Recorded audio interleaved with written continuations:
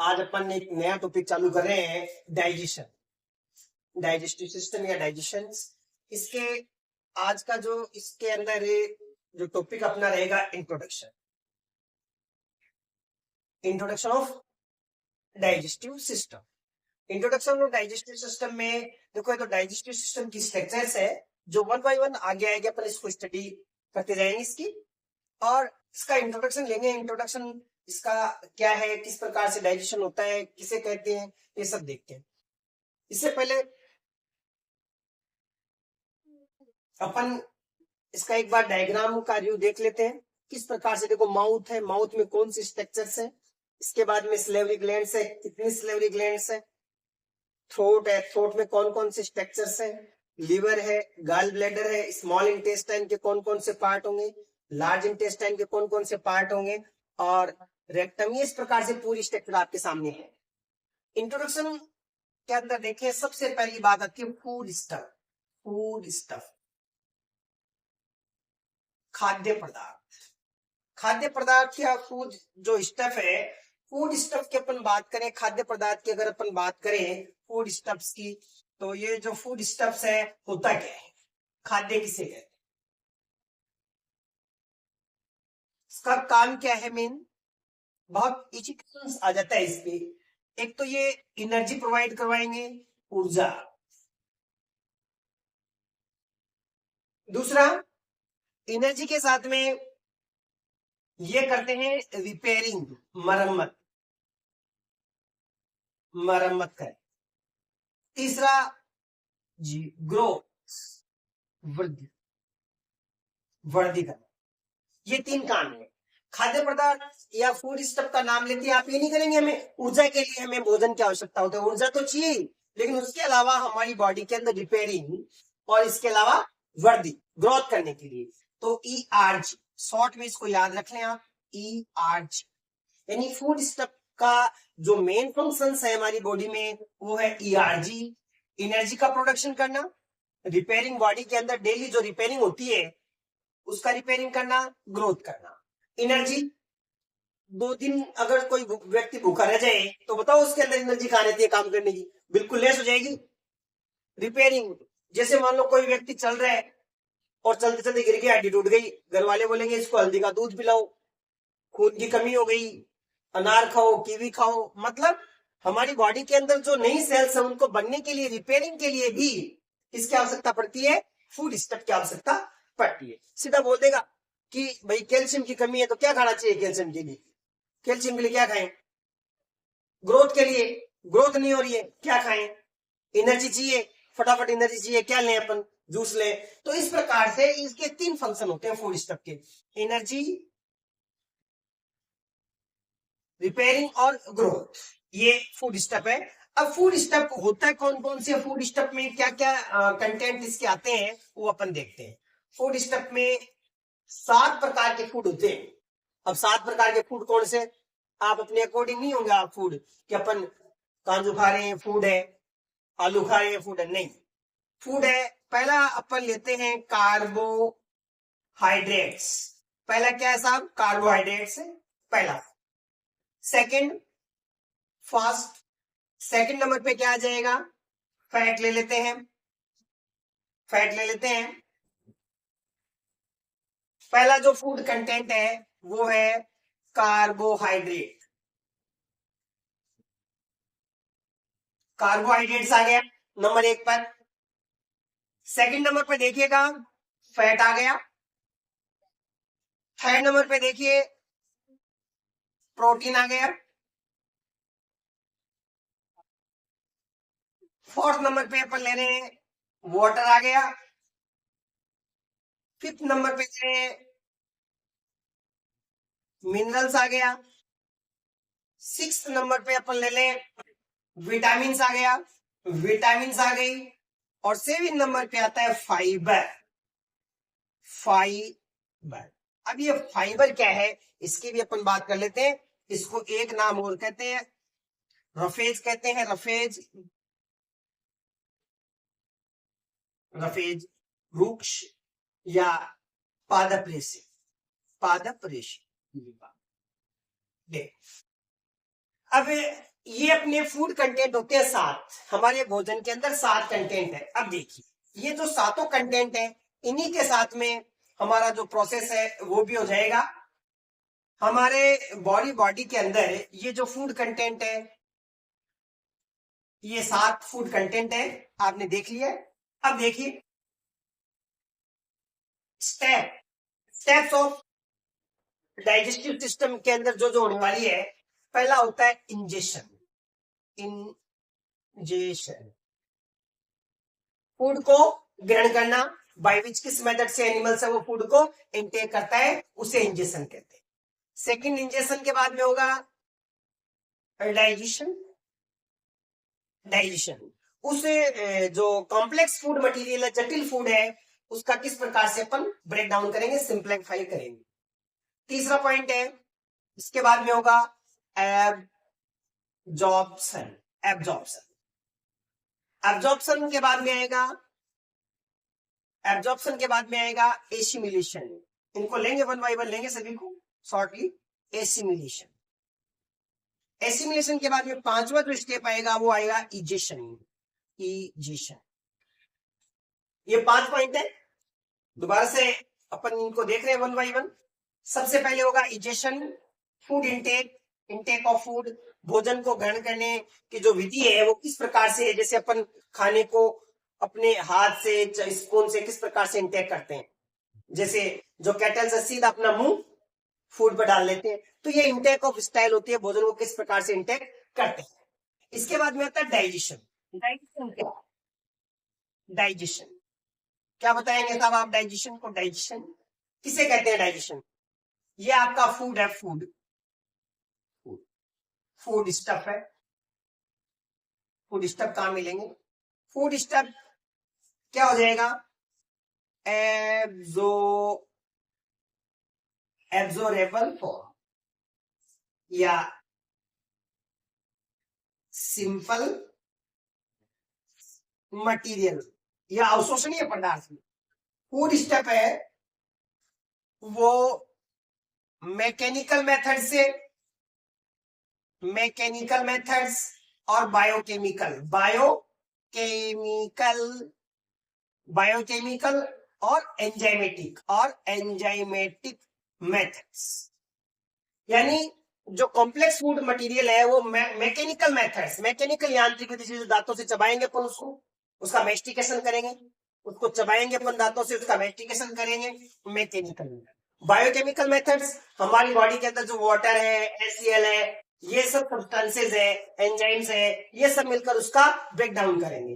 जो complex food material है वो एब्जॉर्बेबल फॉर्म में चेंज हो जाएगा और या सिंप्लेक्स फूड हो जाएगा। इसे अपन क्या कहेंगे? इसे अपन कहेंगे डाइजेशन। क्या कहेंगे? डाइजेशन। एब्जॉर्प्शन फूड कैसे? सिंपल एब्जॉर्प्शन क्या हो गया? एब्जॉर्प्शन किसे कहेंगे? जब ये फूड सब्सटेंसेस किसमें चला जाए? ब्लड में चला जाए, एलिमेंट्री कैनाल से ब्लड में इंटर कर जाए, इसको अपन कहते हैं एब्जॉर्प्शन। इसके बाद में फूड, ब्लड में फूड चला गया प्लस ब्लड प्लस फूड, ये फिर चला गया सेल में, इसे कहते हैं एसिमिलेशन।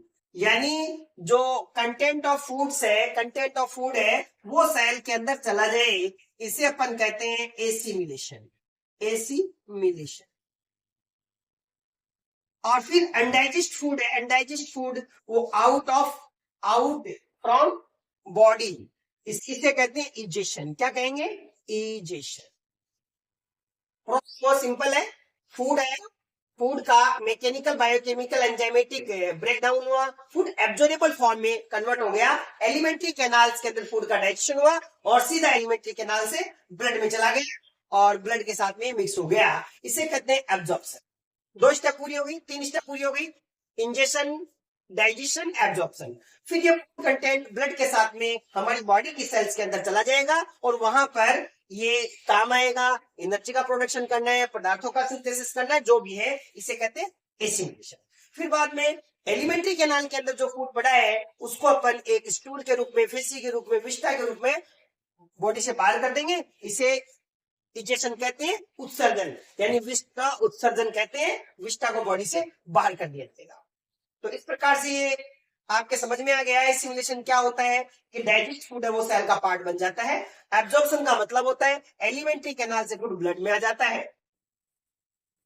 अब देखिए डाइजेशन किस किस फूड का होता है, किस किस प्रकार से होता है। जैसे शॉर्टली देखते हैं अपन कार्बोहाइड्रेट इसके डाइजेशन से क्या बनेगा, ग्लूकोज, फंडामेंटल जो मॉलिक्यूल्स है वो ग्लूकोज बन गया। बाकी और भी मोनोसैकेराइड्स होते हैं। फैट से, फैट का अगर ब्रेक डाउन होगा एब्जॉर्बेबल फॉर्म क्या होती है, फैटी एसिड। क्या होता है, फैटी एसिड प्लस ग्लिसरॉल बन जाएगा। प्रोटीन, प्रोटीन से फाइनली क्या बनेगा, एब्जॉर्बेबल फॉर्म क्या होगी, एमिनो एसिड्स बन जाएंगे सारा। इसके बाद में वाटर का डाइजेशन डायरेक्ट एब्जॉर्प्शन होता है, ये ध्यान रखेंगे आप। एब्जॉर्प्शन, वाटर का कभी डाइजेशन नहीं होता है, जिस फॉर्म में अपन इंटेक करते हैं उसी फॉर्म के अंदर वो एलिमेंट्री कैनाल से हमारे ब्लड के अंदर चला जाता है। इसके बाद में विटामिन्स इसका भी एब्जॉर्प्शन होता है डायरेक्टली, डाइजेशन नो डाइजेशन, इन दोनों का डाइजेशन नहीं है।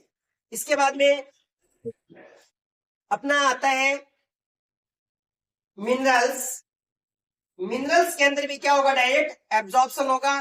कितने कंटेंट हो गए, 3 कंटेंट, इनका डाइजेशन होता ही नहीं है, वाटर, विटामिन और मिनरल्स।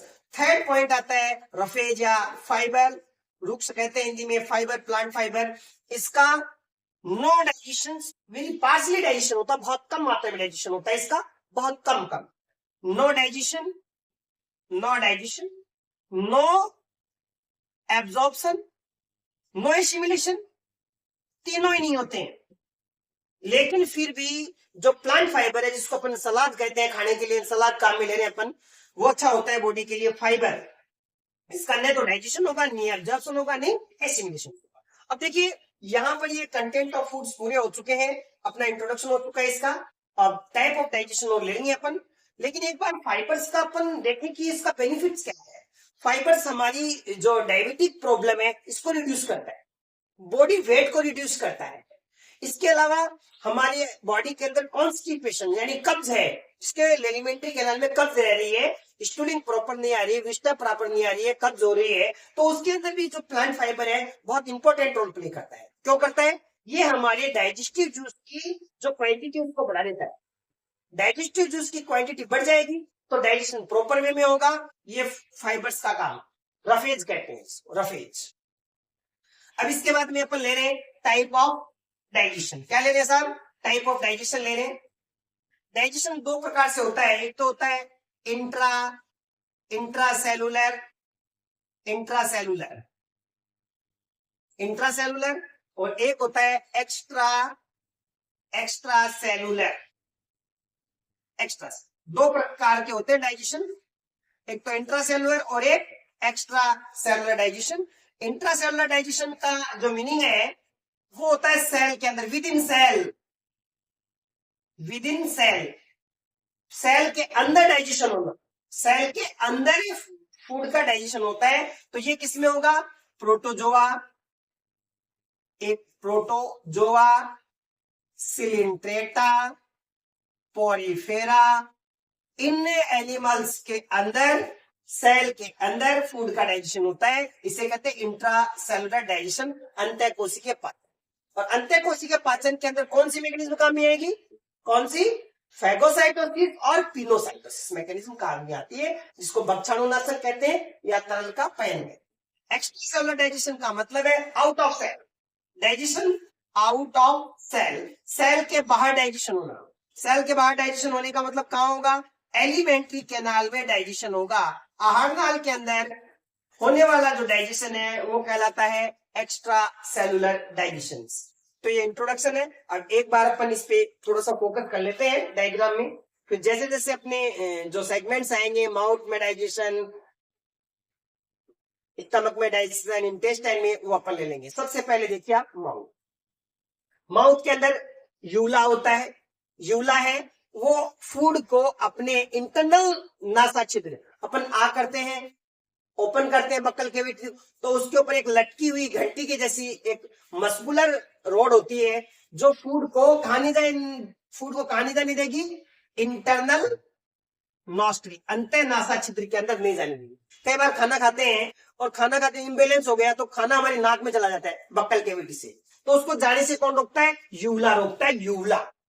फिर प्लेट, अपने जो बक्कल कैविटी की जो छत है उसको प्लेट कहते हैं, और प्लेट के नीचे क्या है आपको बताया? टंग है, और टंग फिर इसके अलावा टीथ है, ये चीजें होती है। इसके अलावा हमारी जो हेड है इसके अंदर सलेवरी ग्लैंड्स होती है जो भोजन के अंदर सलाइवा मिलाती है, पैरोटिड ग्लैंड्स, सबमेंडिबुलरी ग्लैंड्स और सबलिंगुअल ग्लैंड्स, ये 3 प्रकार की ग्लैंड्स पाए जाते हैं। उसके बाद में आ जाता है थ्रोट। थ्रोट के अंदर देखिए फेरिंग्स, वोकल कॉर्ड्स और इसोफेगस, और एपिग्लोटिस भी होता है यहाँ पर, एपिग्लोटिस, एपिग्लोटिस। एपिग्लोटिस फूड जब एंट्रेंस करता है तो इसको ट्रेकिया में श्वसन में जाने से रोकता है साहब। इसके बाद में आ जाती है स्टमक। स्टमक आगे जुड़ी हुई है ड्यूडिनम से, ड्यूडिनम, जेजुनम और ileum, 3 segments of small intestine, duodenum, jejunum और इलियम। इसको कहते हैं ग्रहणी, मध्यांतर और पश्चात। अब देखिए स्टमक के आगे ये जो लीवर है, गाल ब्लैडर है, ये एक कॉमन बाइल डक्ट के द्वारा पैंक्रियाटिक डक्ट से जुड़ जाती है और एक हिपेटो पैंक्रियाटिक डक्ट बनाती है जो ड्यूडिनम में ओपन होती है। इस प्रकार से ये स्मॉल इंटेस्टाइन है वो अपेंडिक्स के रूप में, अपेंडिक्स बोलते हैं कई बार अपेंडिक्स का दर्द आ गया, अपने पिंडस का दर्द आ गया अपने लोकल एरियाज के अंदर, यहाँ तो अपेंडिक्स, और इसके ऊपर होता है सिकम। सिकम के बाद में फिर देखो ये लार्ज इंटेस्टाइन चालू हो जाएगी कॉलन्स के रूप में, इसको कहते हैं असेंडिंग कॉलन। फिर इस प्रकार से आ गया ट्रांसफर कॉलन्स, फिर इसके बाद में आ गया डिसेंडिंग कॉलन्स, इसके बाद में आ गया सिग्मॉइड कॉलन्स, और लास्ट में रेक्टम एंड एनस। अभी अपने इसका ब्रीफ हिस्ट्री ली है, इसकी ब्रीफ इसका डायग्राम लिया है अपन ने, जैसे जैसे 1 बाय 1 माउथ आएगा, स्लेवरी ग्लैंड्स आएगा, अपन इसका डिटेल में लेंगे। आज के लिए थैंक यू वेरी मच, और चैनल को सपोर्ट करते रहिएगा। आपका पुनः एक बार धन्यवाद।